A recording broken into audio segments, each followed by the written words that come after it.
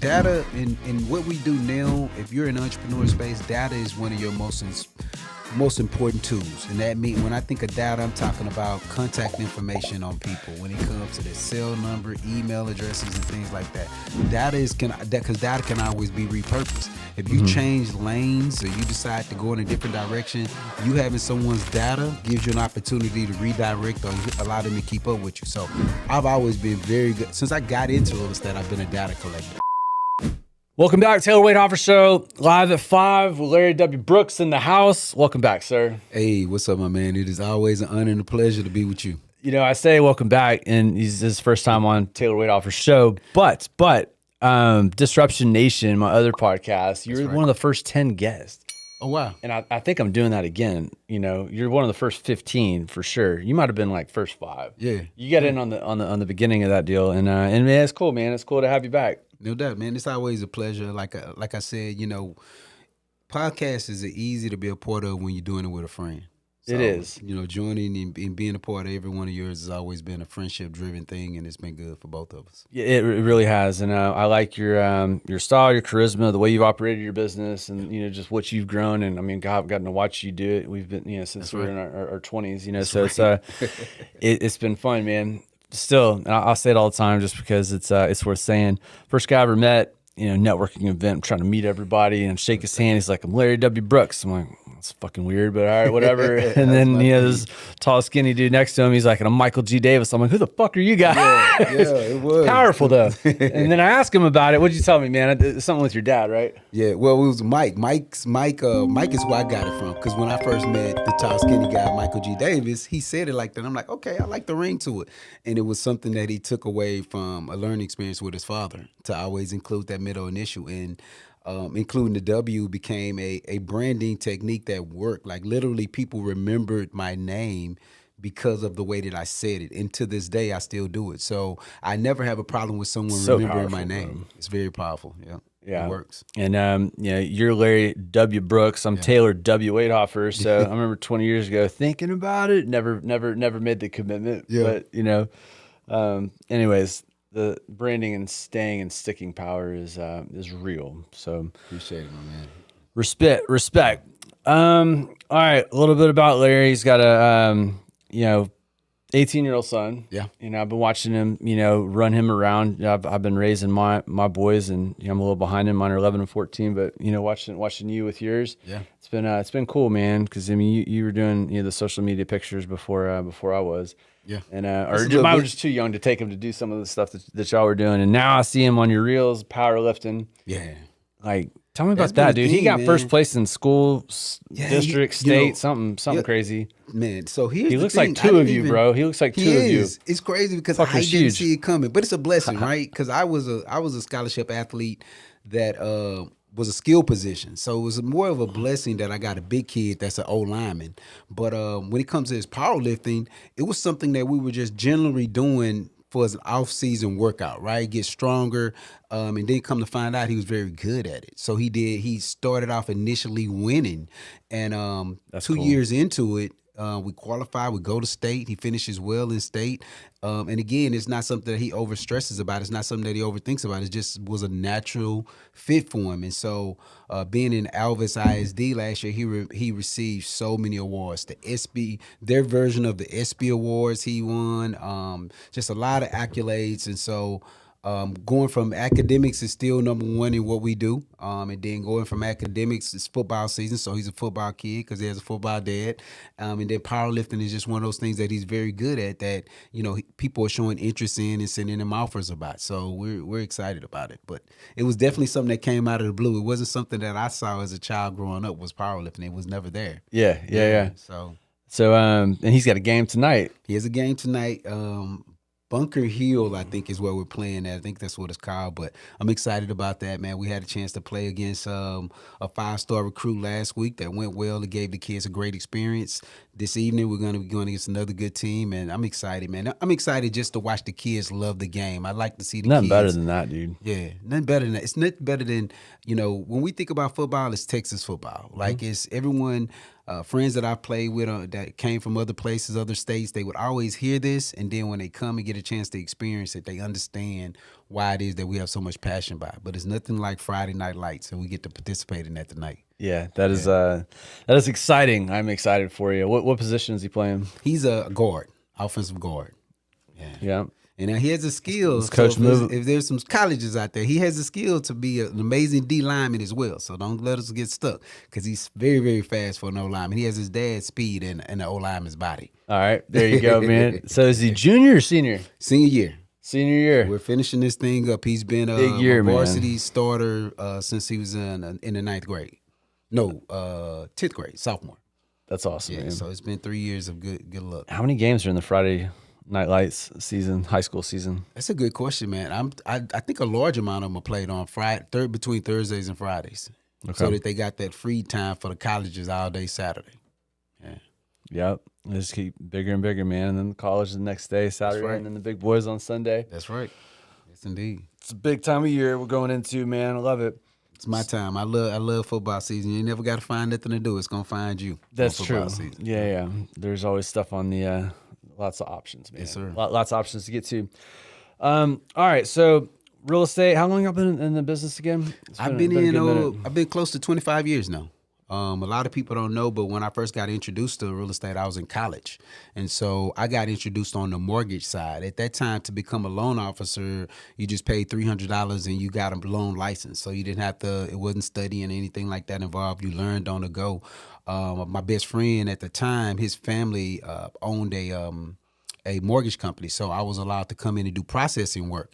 And doing that processing work, I had an opportunity to experience them courting or taking real estate agents out for lunch to kind of, gain business from their clients. And at that time, I was like, well, what do they do? And then they explained it to me. I was like, they drive nice cars, they had nice suits on. I was like, I want to know more about it. I didn't realize what real estate was, didn't realize what, mortgage was and things like that. And so when I was a junior in college is when I got exposed to it, got the loan officer license. And then shortly after that, when I graduated, I went directly into real estate myself as a salesperson.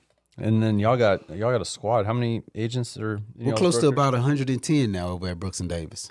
So it's been fun. It's where I'm at right now. I love y'all grow like 30 agents in the last 3 months. Yes, or something? yes, we did. Thank you for paying attention, my friend. You're welcome, sir. We went to. I'm gonna get there in a minute, but last time I saw you was in June. Yeah, and I thought I remember 70 was the count. Which is that's not a small number. So and well, the thing is, what you doing, bro? A piece of the blessing that came along was we're now doing business in DFW. So we got a few agents now that are doing business in the Dallas area.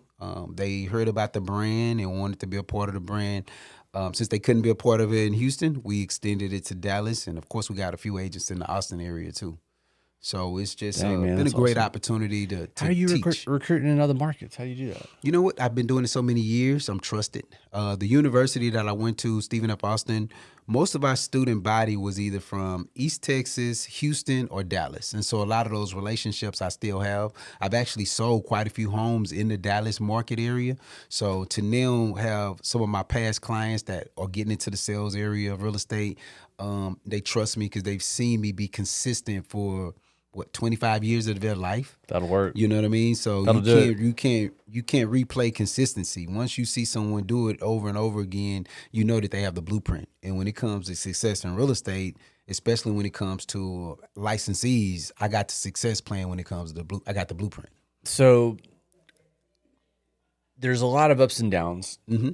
Okay. We're in the middle of a little bit of a down. Most people, I think would agree with me when they're talking about the real estate market. So when you're in a down market, or when shit hit, what give me an example of some of the, rough patches that you've had along your 25-year career. Yeah. And how'd you bounce back? How'd you handle it? Some of the lows. They're gonna come, because it's seasonality. You getting one of the things that we didn't have first part of my career is you didn't have a large amount of social media, so you didn't have everyone telling their own different narratives.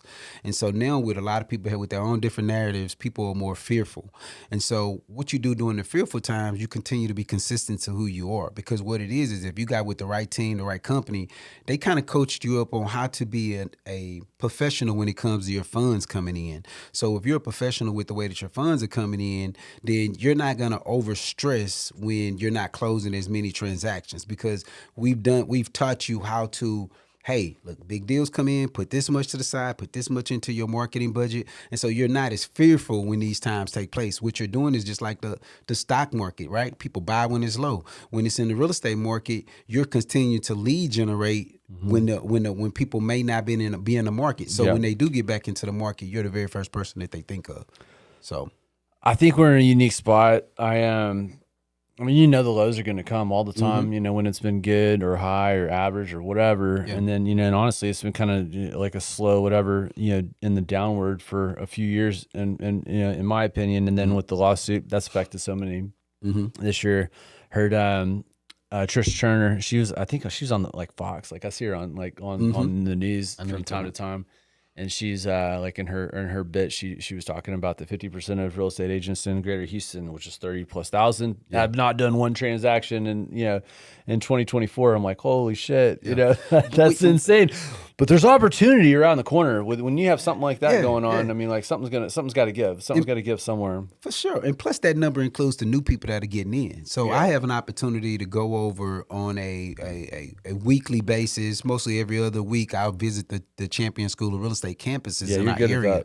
So I'm seeing classrooms with 80 people in it, right? And that's a large amount of number, because most of those people are going to go out and get their license. Now, will they perform? Who knows? Depends on where their resources. If they are tapped into, if they take an opportunity to listen to some of the people that come in to try to recruit them or try to sit down with them, then they're probably going to be on a level playing field of being educated with the right teams.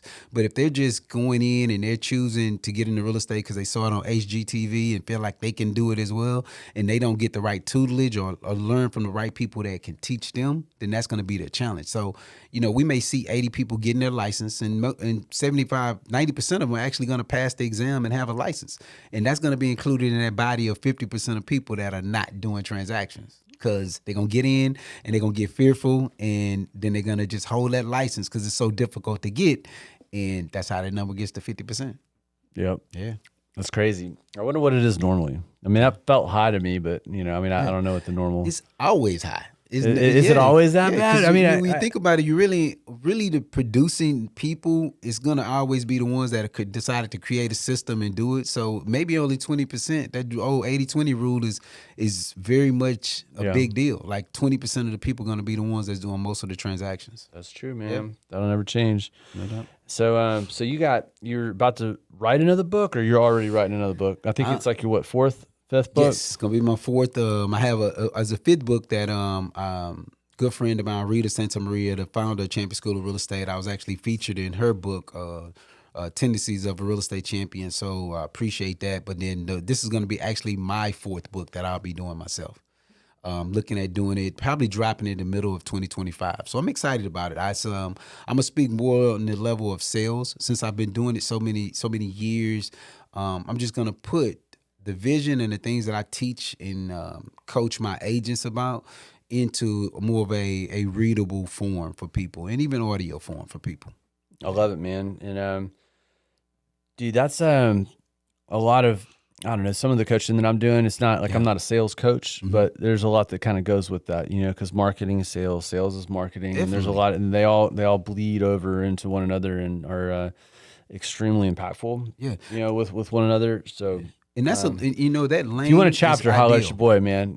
I'll give you a chapter all day long. I have to, man. You look with the leverage that you've created. Just even when we were, we had some time to spend together in June, and as we walked through that conference that we were at together, like I seen the energy and the exposure and the knowledge that you were able to even share with some of the people that were booth owners at those events. So that tutelage that you're able to pass off and pass along just without even thinking about it, that's a gift.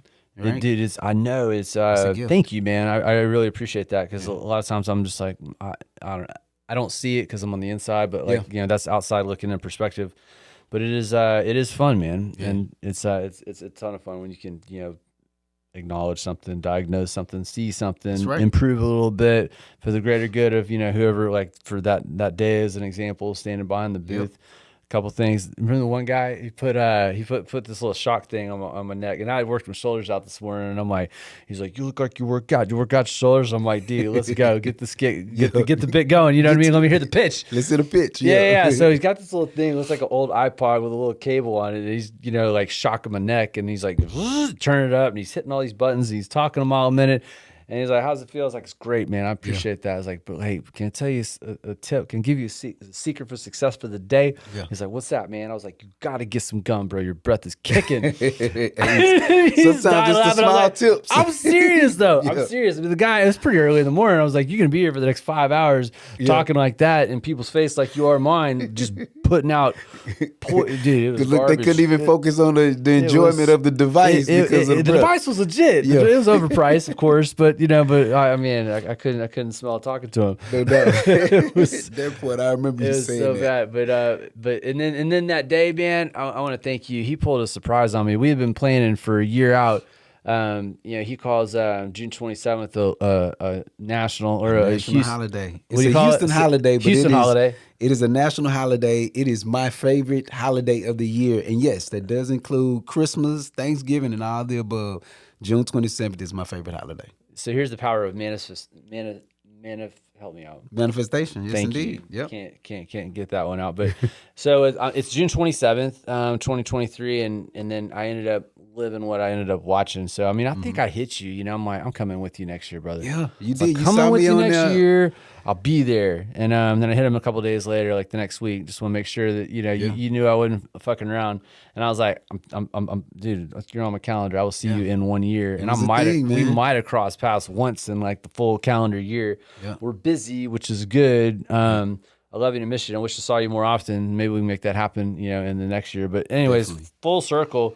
June 27th rolls around, plays it cool, doesn't say anything. We meet up. I booked us at this. It was a Builder Expo. That's right. It happened to be that morning. So 2 weeks out, it's concert. They're having stuff, day parties, and an evening. Venue that you have a bunch of local Houston rappers perform that I've been listening to my entire life. Yep.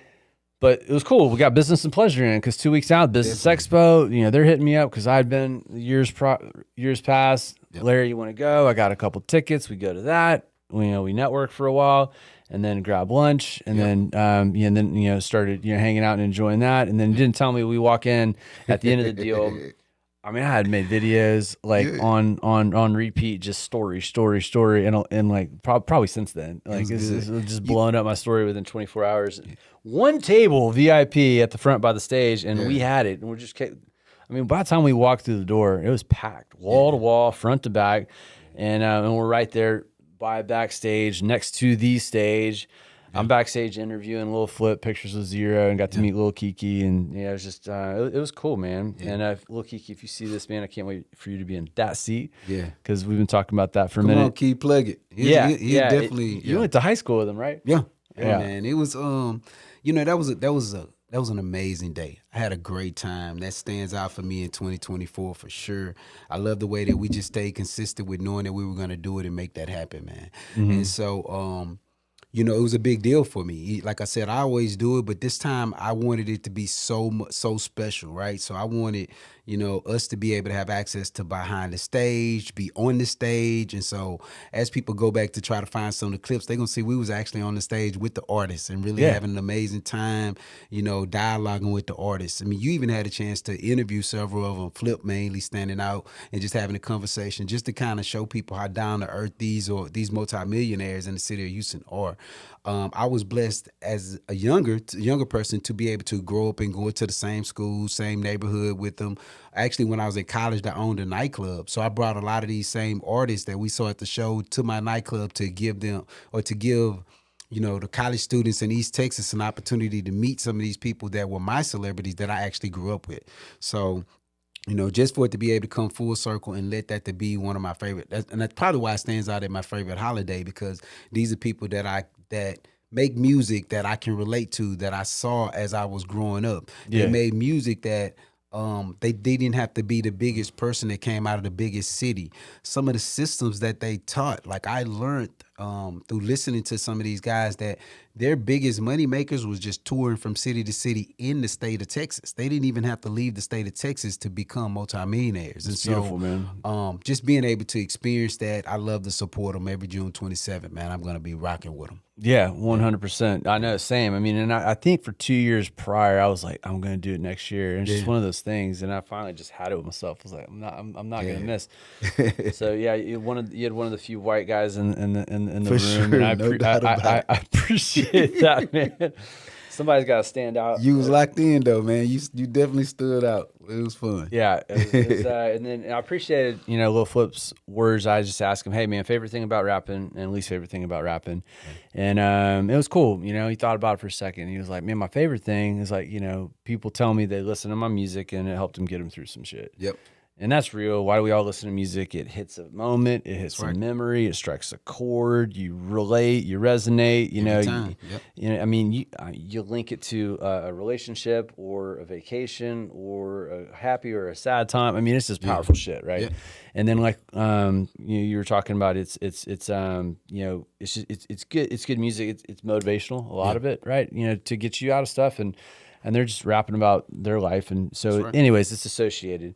So anyways, he's like that. I'm like, then that sympathize or related with me a lot. That's why I love a lot of hip hop. I like the grind and the motivation, and I used to hate that when I was younger, and people would shit on gangster rap or whatever because they're like, oh, it's negative, and they're talking about some bad stuff. And it's like, yeah, but the underlining message, maybe, but you don't have to necessarily partake in that to take away the good value, because there's a lot of discipline, and like they're trying to make something happen here, and that's inspiring as shit. It was manifestation before manifestation was a thing that everyone talked about, right? There you go. A lot of these people, they don't have any of the things that they have, but they seriously believe that one day they're going to get them. I'm going to have this car, I'm going to have that, and they speak these things into existence. Yeah. And so me coming from where I come from, I had an opportunity to actually see this in real life. I remember when everybody was on the bus. And now everyone has the cars that they want. They live in the houses that they want. They travel wherever they want.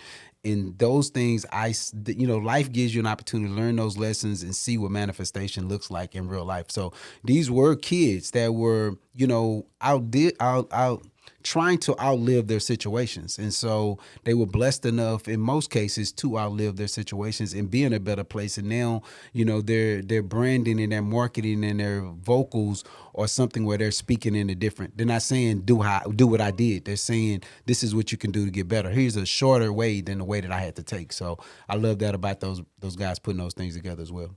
Yeah, it's I remember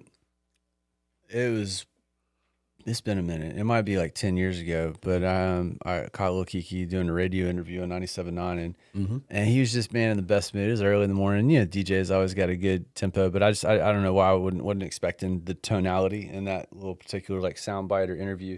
And he was like, look, man, look, I perform, I live a great life. It was like, I'm not this, multi-millionaire, rapper income, but it's like, I live a great life. And I'm making, well over, I think at the time, it was like, $250K, a year minimum. And what do I do for that? A handful of shows with my favorite people, at a good time, and we're having a party, do a little interview like this. And just, I mean, it's like, and that's, I'm telling you, that was like a decade ago. So, and I mean, I've just been watching with, what he's doing, clothing and all the rest. So he's probably doing even bigger numbers than that now. Yeah. I don't know. It doesn't matter. He's a Houston legend. Will be forever. So, and definitely are. They all are. The thing is that what happened is when social media popped, it really helped the world, because now you have artists like Drake that's coming in and sampling all of the beats and things that they created on like mixtapes. These are still things that's owned by them. So when we rehear this music repurposed, they're getting paid a seed of that. So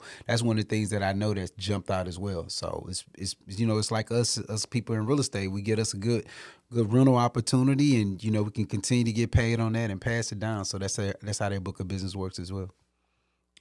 Speaking of real estate, kind of going back to business a little bit. that day, you know, I mean, it was so much fun catching up with you, man. Cause I mean, we're always, you know, short, quick. I mean, this is probably one of our longer conversations that we've had since that day, you know? Yeah. But we were talking about a lot, and you were talking about something that you did. I don't know if it was individually or with a couple other guys, but you're piggybacking sales conferences, which I know you're big on. Yeah. I am as well. I go to a handful, you know, throughout the year. Yeah. But what was it? You're attaching a conference to a conference, which I thought was great. Oh, yeah, And man. capitalizing on this. Check this out. This is game for free. This is free game. And this is something that I'm actually going to probably bring back in 2025. So people that probably follow me, you've probably noticed that I was always not only just at conferences of other events, but I also was speaking at conferences. So one of the systems that myself, shout out to Darren Palmer, he is he actually was a creator of this. And so what we would do is, if it was a conference like the Texas Realtor Conference or the National Sales Network Conference, those same conferences, we would actually bring a conference that same day. It was called, I cannot think of the name of it right now, but it was a conference that we would do more of a motivational conference, and we would have an opportunity to sell our books there, but we would really engage and speak to other entrepreneurs about success. So we would tell our stories, and then at the end of that, we would have opportunities to have merchandise, pictures, and things like that. But what we did is conferences that we were already going to attend, we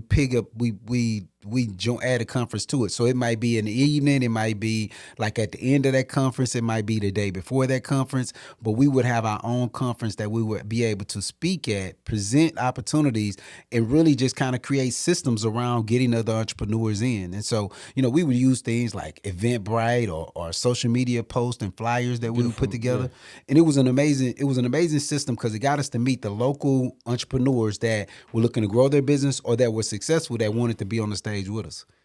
Yeah, I love it, man. I mean, yeah, bless you. Any time you get an opportunity to create a market, it's special, man, because there's opportunity there. If it hadn't been thought of or done before, and there's usually something that you can, you know, add to something like that. And if you're able to collaborate with the people that are hosting the event, then you're good. And the biggest part of it that was so sweet about it, we would really do it with other local entrepreneurs. So it wouldn't be us bringing our entire team. We would be two of us, and we would pick up 3 or 4 other entrepreneurs in the city and have them speak alongside of us. So they became a part of the marketing team. So then their relationships, their connections would also be at our conference along with the conference that was taking place. So it was always a great event. Yeah. So I'm sitting here and I'm thinking, like, one of the first couple of networking, I hated networking, by the way, when I first did it. Oh my God. Memorize the elevator pitch. This is what I do. This is going to be awful. Yeah. Wait. And I hated it. I got through it though. I love people. It was a weird deal. I'm like, how do I infiltrate this and make it, but that's what makes you such an amazing connector though. Yeah, like, it worked out. Yeah. It worked. Oh goodness. You would never, if you didn't say that, you would never be able to tell. You walk into a room and you fit in. It feels like you already know everybody. Now I'm comfortable. I'll try to go and I try to light it up if I can. But yeah. Where was I going with that? So WCR. You know, I got a lot of business there. Helped me put me on the map in the Houston real estate market, but they were, you know, somewhere was kind of mentoring me, coaching me. You know, they'd been around, knew I was green, just got into the game, and they're like, you know, you can, you know, get on a committee or, you know, sit and help sign in, check in people. Yep. You get to meet everybody, and I'm like, I'm overanalyzing the world at this point. I'm like, no. He's like, smart, no, because I need to talk to him. I was like, I can't talk to him. I'm literally like, sign here, here's your name tag, and like, they're gonna be gone. Like, I just, you know, a bigger picture, wasn't seeing it. I'm like tunnel vision. I was like, no, I need a one-on-one. I need him sitting right here. I'm gonna go meet some people. And I don't know. I was just trying to go about it. You got to learn your own way. But I guess where I'm going with all of that, you know, back to you piggybacking conferences for anybody that's trying to build their network and expand a little bit. Some of the stuff that there's hidden opportunity and gold for you, and the stuff that people have already built and created. And you can 100%, like I was going to WCR for what? I was trying to infiltrate brokers so I could get and talk to their agents. And then it's just, you know, I had a plan. Sign in wasn't my plan, but whatever the plan, like, you want to be able to add as much value as you possibly can to the group. So what I'm saying is, you know, you don't have to necessarily recreate the wheel. You reach out to whoever is joining, and you say, look, you know, and on top of throwing money and having your logo on the flyer, that's anybody can do that. Like people do that, and they may or may not even send a marketing rep. Like they just do it because they're friends and their relationship is strong. But you know, depending on how much association you want to have, especially if you're just coming up, That's like right. man, what can I do at the event in addition to like signing and there's a lot of value there. What can I do post? You know, what can I give away as a gift? How can I get on stage and grab the mic for a minute? How can you assist with getting a hold of that RSVP list with some follow up and give a drawing? Yeah. Here's $100 gift card. Yeah. Larry, thank you for hosting this event. This was a lot of fun. You had 150 people show up. You got an email address, right? Yes. Can I give them a $150 gift card just for say thank you for coming, so hopefully they come to your next event, and now I got the email list. You're cool with it. Somebody's got to win. You can do some social media plugs on it. Right. These are easy little things, but I mean it goes a long way. Yeah. And I'm helping you. I'm helping me. I'm getting exposure for the next event. I'm recognizing the attendees. Like it's just it's a big win. So it's just and data is everything at those. Like data in what we do now. If you're in the entrepreneur space, data is one of your most important tools. And that means when I think of data, I'm talking about contact information on people when it comes to their cell number, email addresses, and things like that. Because data can always be repurposed. If you change lanes or you decide to go in a different direction, you having someone's data gives you an opportunity to redirect or allow them to keep up with you. So I've always been very good. Since I got into real estate, I've been a data collector. I started my newsletter 25 years ago, and it's grown, but I literally started collecting email addresses when email addresses became a thing. Back when everybody had a AOL, I guess you would say, right? Dang, so man, that's awesome. Many years. So WhatsApp, do you utilize that in your marketing? I have WhatsApp. I do try to use it more or less when I'm outside of the country. So I'm not as familiar with it other than using it to dialogue and communicate with people that I may meet on vacation in Cancun or something like that, where WhatsApp is more where you can use it anywhere. Thailand, I still have people that I met in Thailand that I communicate with through the WhatsApp app. So I use it more for the travel than I have anything else. Yeah, my Spanish friends give me a hard time because I don't use it like they use it like I'm using text here, and I don't know. It's a lot more fully functional. It's it's a little bit more like files. I hate that message. It's like files too long, videos too long, can't send. You don't have that problem with WhatsApp. You man. don't. And you don't. And all those things, because in our business, we use it like that as well. We'll drop the things in and we'll let our social manager lead. She actually knows how to break those things down. Everything gets dropped in the WhatsApp. Yep. We both need to get better with our WhatsApp marketing. True, man. So many things in social media. I'm still working on my TikTok. Right? Yeah, that's my worst performing platform by far. Mine as well. Yeah. I think my son passed me, bro. Oh, I'm not sure. He's not far, but not hard to do. It's not a high number on that one, but all right, travel, man. Let's talk about travel. How many trips would you say on average you take a year? I'm going to guess before you answer. I'm going to go 6. You're like a once every other month type of traveler. Maybe I'm giving you 1 or 2 extra, but it's probably 4. You do a good job. I do. On letting them fly. I do.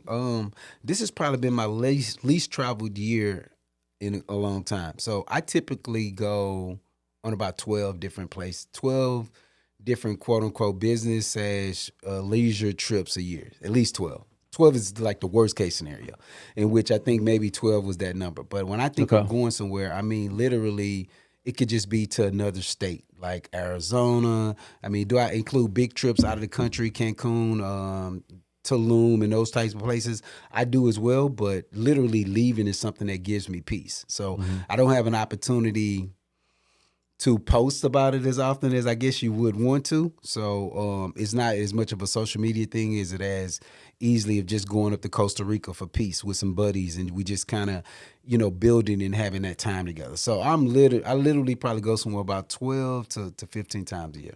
All right. Yeah. So there's I'm going to unpack that just for a second. So is it like you take off a Friday and a Monday?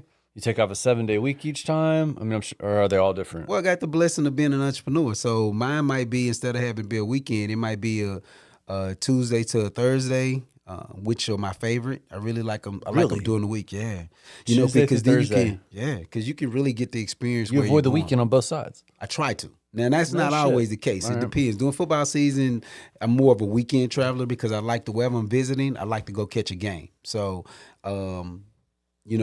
Cardinals games. I love college games. So if I can go and catch a Michigan State game, a big game, then I'll kind of duck off into those areas. But for the most part, I travel randomly throughout I love doing the week because it's easier. Chances are you're not gonna get a flight that's gonna be missed because there's not as many people moving around at that time. So that's the benefit of being in the entrepreneur space. We get that flexibility to, go hang out in Vegas Wednesday to Saturday and then come back home.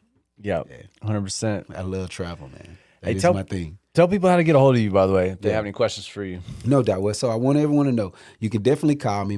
I got one phone that does one thing, and that's me pick up my text messages or phone calls, which is 281-924-4954. Also, on all social media platforms, I go by the Texas Real Estate King. I'm also blessed to have a podcast myself. And it is called the Prime Real Estate Network. It's hosted with a good friend of mine, frat brother of mine, Ricardo Davis. And so we do that every Thursday. But, if you could, I'd love for you to follow us on YouTube at the Prime Real Estate Network. Other than that, I'm here as a resource. Any way that I can help out, any dialogue I can have with people, I'd love to. Good people, man. Yeah. Good people. Knowledgeable. Holler at him, follow him, and check out his podcast 100%. No doubt. So a couple questions before we get out of here, man. What's been your biggest inspiration in your life? Yeah. Personal or business? Oh man, that is a great question. I think the biggest inspiration I ever had is, not knowing that this entrepreneurship journey could be what it is, right? So I was blessed without knowing this. Is my grandmother was the very first entrepreneur I ever ran into. She was the cool cup lady in the neighborhood, and so her being able to plant that seed of go get it, because I would see my grandmother go to the store, grab candy, repurpose it, and make money off of it. And then I started to understand it as I got into the high school area. So one of the things that a lot of people know about me is I've probably been an entrepreneur my whole life. High school, I sold candy. College, I sold candy.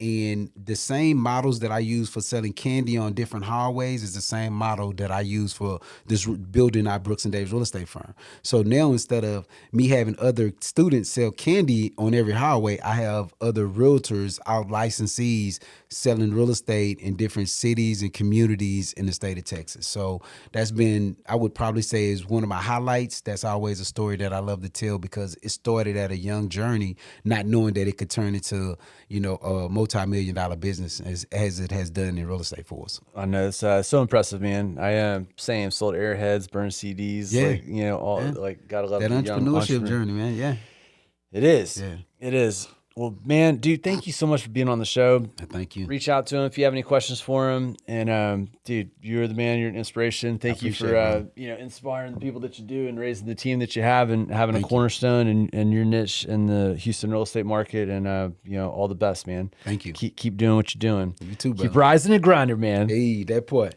All right. Till next time, give us a like, subscribe, and if you have any interest or know someone that would be a good fit for being a guest on Tailwood Offer Show, please reach out. The whole premise is people that have overcome, tough stuff, bad shit, whatever, and then came out, and have a good story, good outcome. That is what we're looking for. And you're a key player in the mix, man, because, a lot of people don't, thrive and survive and do well. And, a lot of people go through stuff. So anyways, thank you for being an inspiration to me and a bunch of other people. And we'll see you next time. Peace.